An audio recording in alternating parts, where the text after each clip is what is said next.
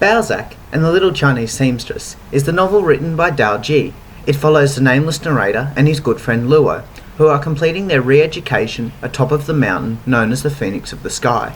It is a highly worthwhile read for all young adult readers. The novel is set in 1971 during the height of the Cultural Revolution within China.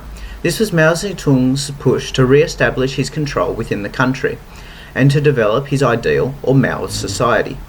He began by removing intellectuals and others who could question his rule from society by imprisoning some and sending younger intellectuals to poor villages to learn from the peasants the basic farming lifestyle, Mao's ideal view of China.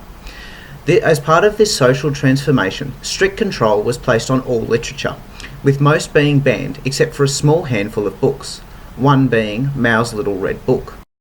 The novel begins with the narrator and Luo being swept up in social reform and arriving to the village that they are going to receive their re-education.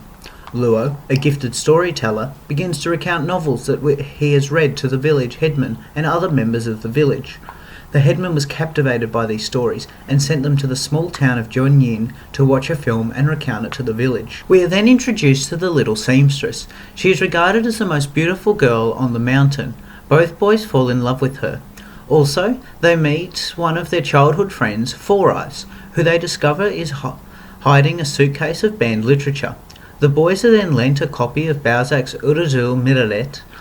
Luo reads it in a night and then sets out in the morning to read it to the little seamstress. This marks the beginning of her re-education from a simple mountain girl to a civilized young woman.